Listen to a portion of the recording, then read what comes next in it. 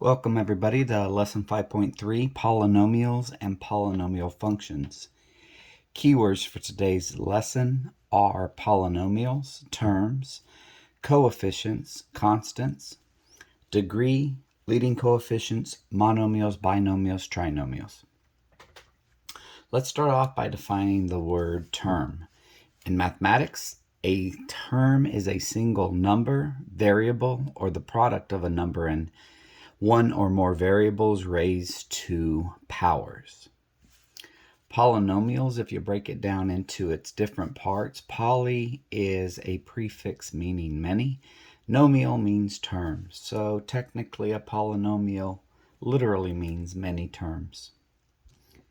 So a polynomial is a single term or a finite sum of terms in which the powers of the variables in the numerator are non-negative integers.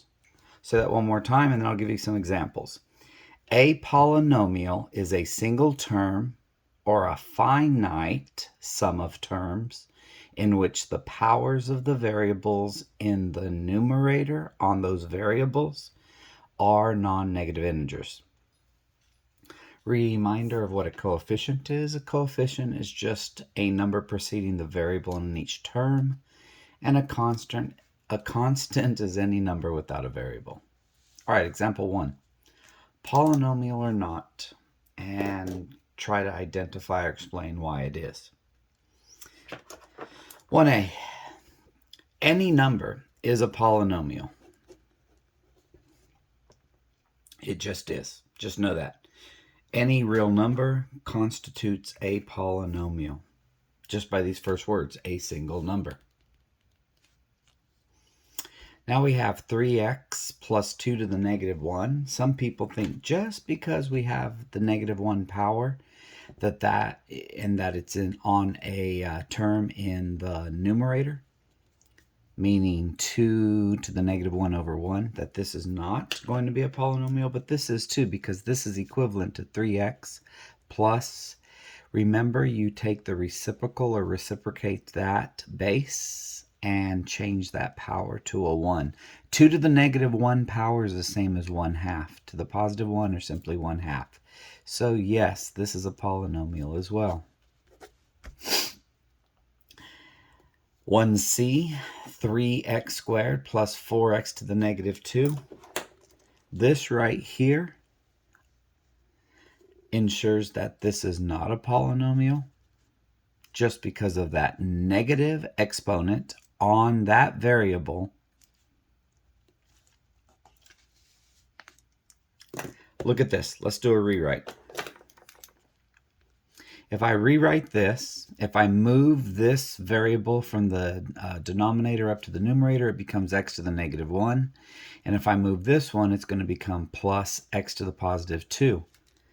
Well, one of those became a positive while the other one became a negative. So because of this right here, this is going to be another no, not a polynomial. And this last example, it's proving to you that you don't have to have all the numbers between 94 and 72 and then 72 and 1. I have a variable raised to a positive power, another variable raised to a positive power, plus 24 times x minus 8. Yep, this is a polynomial. All right, now we're going to talk about the word degree. When we're talking about polynomials, the term degree means the largest exponent on a variable, and the way we write polynomials, the standard way of writing them is in descending order of their powers. So for example 2, what we're going to be looking at doing is state the degree of the polynomial, and let's make sure that it's also written in that standard form. I'm going to rewrite this as negative 5x to the third plus x squared over 10 plus 7.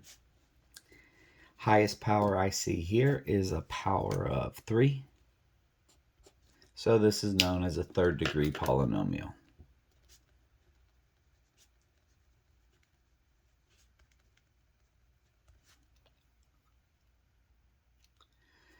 For example 2b, I have x to the 12th minus x squared. It is in standard form. The highest power is a 12.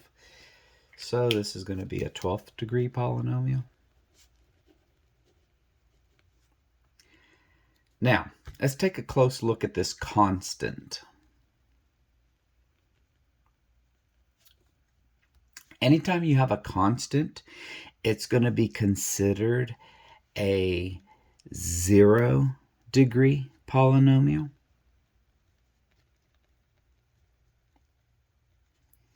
Because, well, there's some invisibility parts of this that you don't see. 94 is actually the same thing as 94 times good old-fashioned variable x, the traditional x, but it's not going to be x to the first power, it's going to be x to the 0 power. If you remember, was it yesterday we talked about it, either yesterday or the day before, anytime you have a variable raised to the 0 power, that cancels out to the number 1. So this is the same thing as 94 times 1, or simply 94. So any constant is considered a 0 degree polynomial. All right, example 3. Evaluate the function q of x equals 2x cubed minus 3x squared minus 7x minus 6.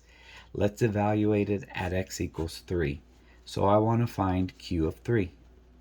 That's going to equal 2 times the quantity 3 cubed minus 3 times the quantity 3 squared minus 7 times the quantity 3 minus 6. Every time I said times the quantity, I wrote parentheses 3. All I did, very simple and straightforward, was I took this value, x equals 3, and I plugged it everywhere I saw an x. And what I did was actually hug every one of these x's on this side of the equation with a set of parentheses. Now let's take care of those powers. Q of 3 is going to be equal to two options here. You can either put this exactly the way it looks into your calculator, or I hardly ever use a calculator. I'll do it by hand. It'll take me a little bit longer, but it's the best way I can practice and exercise my brain muscles. So I'm going to say 3 times 3 times 3 is 27. So 2 times 27 minus 3 squared is 9 times 3. Well, I'll just say 3 times 9 for now. Minus, I'll go ahead and multiply those out. Why didn't I not multiply these out? But I'm going to multiply that out. I don't know. That's just the way I feel right now. 7 times 3 is 21 minus 6. Alrighty then, q of 3 is now going to be equal to, that's 54 minus 27 minus 21 minus 6. Q of 3 is equal to, I'm actually going to run this through my calculator twice. I'm going to say 54 minus 27 minus 21 minus 6 comes out to 0. And what I'm going to do, just for as a double check for me, I'm going to put all of this in the calculator. And if I put it incorrectly, I should get the same answer. It's just a way of double checking that I've done the mathematical work and I didn't make a mistake down here. 2 times the quantity 3 raised to the 3rd power minus 3 times the quantity 3 squared minus 7 times 3, the quantity 3, all that minus 6. I believe that equals 0. It does. So I can feel confident that that is the correct answer. I got it twice. I got that answer twice using 2 different methods. Now let's find q of -1. That's going to be equal to 2 times quantity -1 cubed minus 3 times quantity -1 squared minus 7 times quantity -1, all that minus 6. Q of -1 is now going to be equal to, this is -1 times -1 times -1. That's still -1. So 2 times -1. This is -1 times -1, which is +1. So minus 3 times +1.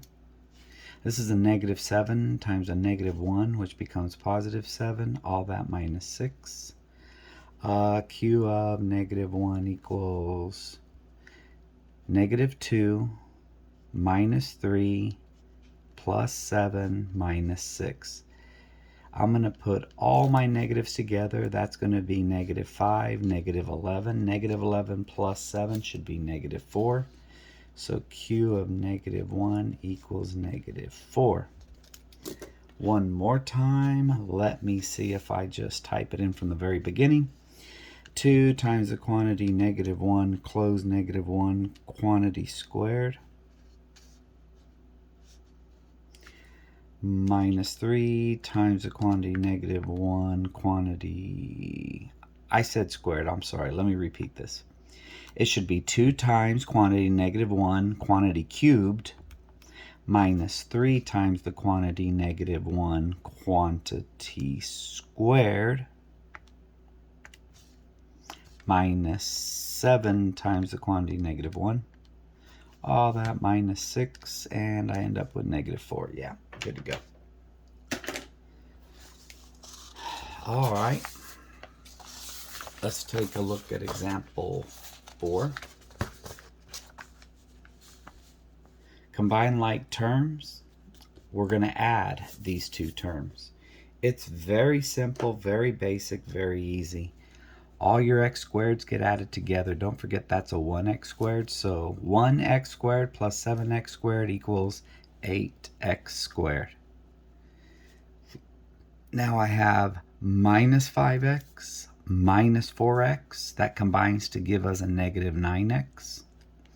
And finally I have minus 7 plus 10. That's going to give us a plus 3. This has just been added or simplified. And that's a final answer. That's our polynomial final answer. Now when it comes to subtraction, I do things a little bit differently. I highly recommend you use this method. This is nothing more than a negative 1 in front of that, or the opposite of all those, so I do a rewrite. And that rewrite looks like this.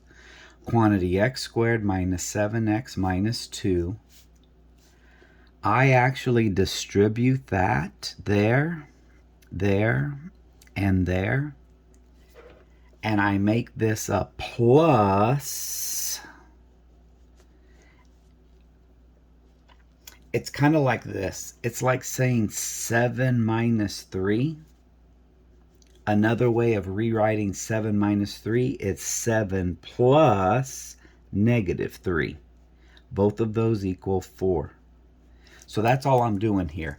I'm changing the subtraction sign to an addition sign, and then I'm going to distribute that negative to everything in the quantity that follows that subtraction sign. So that's going to be a minus 5x squared plus 6x plus 4. Now some of y'all, it's going to behoove you or benefit you to put these kind of vertically align them. Put the minus 5x squared here, put the plus 6x here, put the plus 4 here. If you need to do that, go ahead. Don't be embarrassed. Don't worry about it. Others, we can just do this. 1x squared minus 5x squared is negative 4x squared. Minus 7x plus 6x is minus 1x, or simply minus x. Minus 2 plus 4 is the same thing as plus 2. We have another 3-term polynomial. Term 1, 2, 3. Just like this was term 1, 2, 3. And we're going to talk about those special names here in about 2 minutes. That's how you add and subtract polynomials. Let's talk about multiplying polynomials. Here is what you do. Remember, these are called your coefficients, the numbers in front. You actually do whatever it says to do here. That says to multiply, so I'm going to multiply 2 times 3. That equals 6. And if you can remember, our rules are a product rule. As long as these are the same bases, x to the third times x to the fourth. If I write that out in longhand, that's going to be x times x times x. And this is going to be times another x times x times x times x. all we do is add those exponents. That's our shorthand for it. So that's going to be x to the third times x to the fourth equals x to the seventh. And that is going to be a final answer. Now, I know some of you might be stuck on those diamond methods and area models where you write this out. I'm going to tell you don't worry about that. I'm going to tell you what to do with these next three examples, examples 5b, c, and d. I have a monomial, a single polynomial, a single term polynomial, 2 times a or 2a, times a binomial. I also want to talk to you about, well, I'll wait till I get down here to talk about this. This monomial times a binomial is going to be pretty simple. I'm going to multiply this times that and this times that. Oops, get over there to that 4. Sorry, it's kind of late at night and I'm a little tired. What is 2a times 3a? Well, multiply 2 times 3 to end up with 6. And a times a is a squared. There's a 1 there, there's a 1 there. You add your 2 powers, everybody knows that. Now, the last thing I'm going to have to multiply is find the product of 2a times 4. That's going to be plus 8a. And there is our product. Now, check this out. You're going to like this one here. Here we go. FOIL. First, outer, inner, last. This is the first term in the first quantity. This is the first term in the second quantity. So I'm going to multiply 2x times 4x. That equals 8x squared. The outside terms, like if this is a sandwich, bread, meat, cheese, bread. This is on the outside, this is on the outside, so I multiply 2x times 5. That gives me plus 10x. Now I go to the inside, the meat and the cheese. 3 times 4x is plus 12x. And I finish it up with the last two terms, the last term there and the last term there. So it's first, outer, inner, last. First, outer, inner, last. Now, CPM teaches you all this stuff about draw your area model, do this, make a little rectangle, split it up, put this on the top, put this on the side. This is the exact same thing without all that mess, okay? If you can get in the habit of saying this 2x times the 4x, then times the 5, and then come right back and do the exact same thing with our 3. It's 3 times 4x times 5. That's all we're doing. There's your F, your O, your I, and your L, your FOIL. First, outer, inner, last. So let's get that last thing. What's a 3 times a 5? That's a plus 15. Now it's time to combine like terms, put these two together, and we'll end up with a final answer that looks like 8x squared plus 22x plus 15. We have another trinomial, 3-term polynomial. All right, you're going to like this one. Check this out. See if I can do it this way here. I have a binomial, 2 terms, times a trinomial. This is the way I have kids do it, and it seems to work good for them. I'm going to take this x, and I'm going to multiply it by all 3 of these terms over here. X times x squared, x times minus 2x, and x times minus 3. And that's going to give me x cubed minus 2x squared minus 3x. Now I'm going to ask you to do this. I'm going to ask you to multiply 3 times those 3 terms down here. Use those arrows if you need to. Use them to help you, show you what you're doing. And I want you to vertically align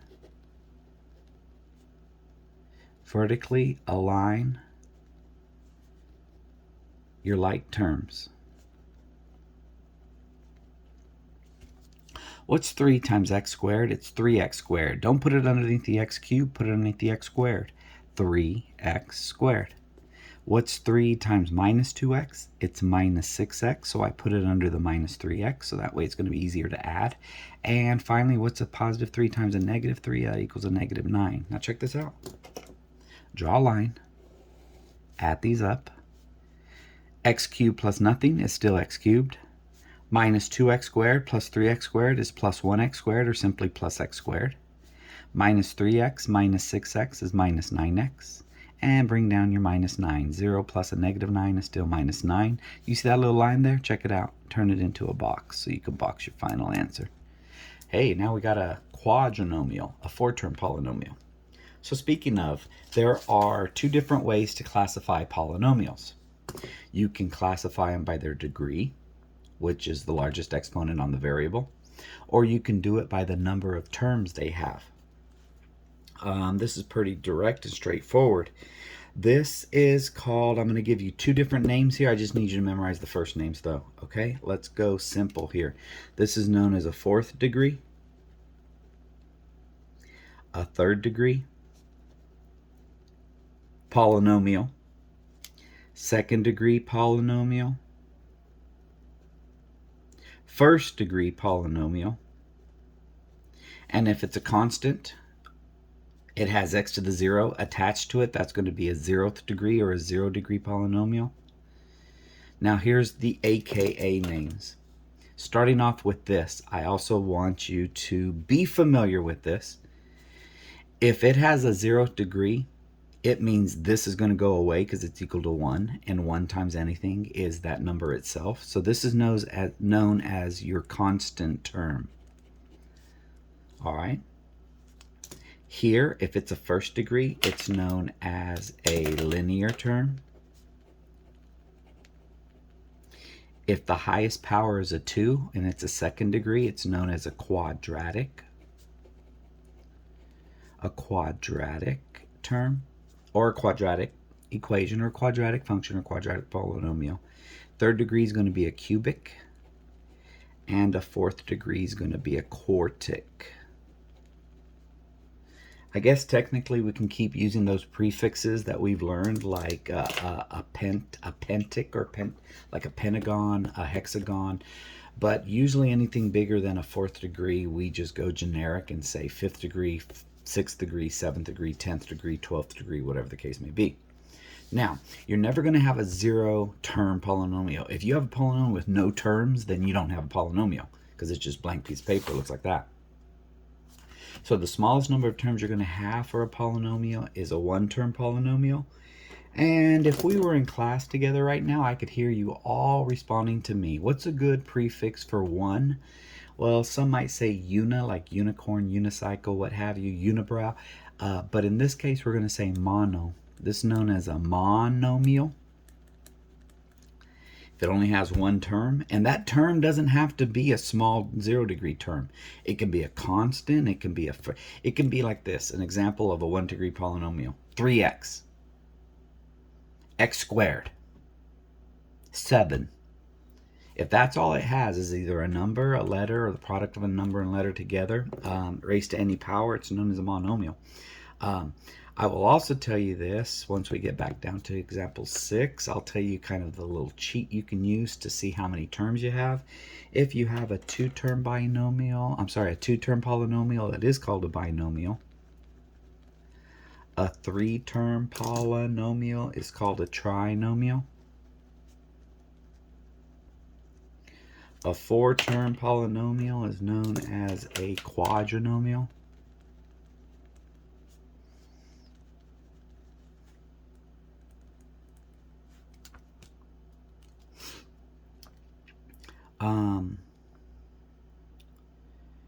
Five, 6, 7, 8, 9, 10.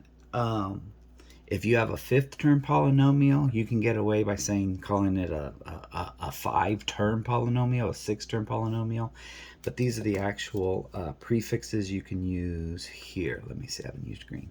This is known as a pentanomial, a hexanomial,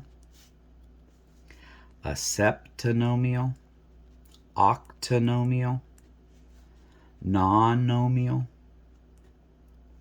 and decanomial. That's more trivia than anything else. As long as you can know this, know all 5 of these, and know all 4 of those, you'll be solid. Know those for the test. All right. So our last example, example 6, classify each polynomial by the degree and the number of terms. Luckily, they are in standard form, standard form, standard form, standard form. So here's what I got going on. This is a third degree. 1, 2, 3, 4. What I did was this. I looked to see how many of these signs I had. Addition or subtraction signs. And that's what separates your terms. This is a term, this is a term, this is a term, and this is a term. So there's 4 terms there. It's a third degree. So if you want to be very boring and generic, which I know you don't, you could say this is a third degree 4-term polynomial. That's not what I want you to use. I want you to use a combination of these words here. A third degree is called a cubic. 4 terms is called a quadrinomial. So this is known as a cubic quadrinomial.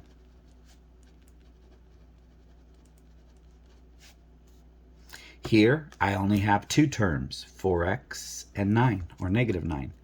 So I know it's a binomial. My highest power is 1, so if the highest power is 1, it's called a linear. This is known as a linear binomial.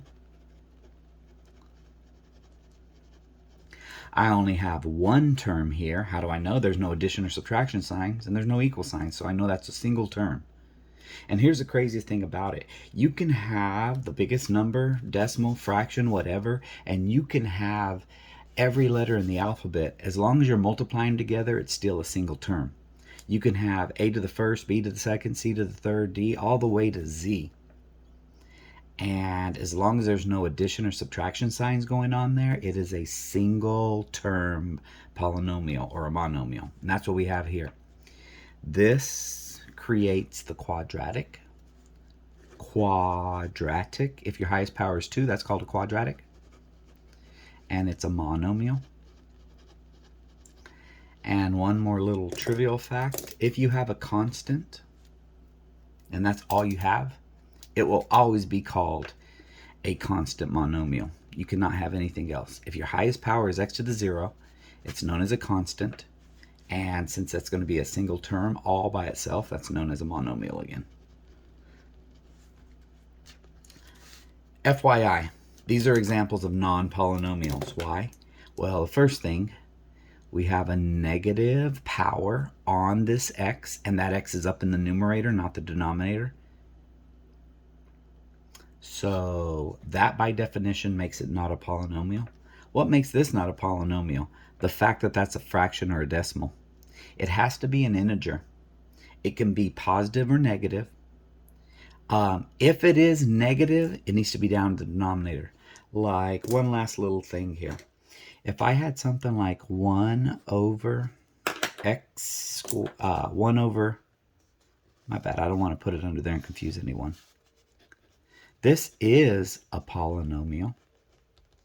1 over x to the negative 2, because it's equal to x to the positive 2. So I don't want you to get in this habit of saying, oh, if it has a negative exponent, it's not a polynomial. It has to have a negative exponent up on the variable when it's up in the numerator, not the denominator. Just because you have positive exponents doesn't mean it's a polynomial. I can throw one more example here. Let's throw one right here of a non-polynomial. 3 over a to the 4th. See, we have a positive exponent on there. But remember, that's really equal to 3 times a to the negative 4th. And once again, we have a situation like this over here. All right, I hope that helps y'all. Nice little quick lesson here, 30 minutes. Thought it'd be quicker, but I'm going to see if I can get another lesson for y'all. Hopefully I can.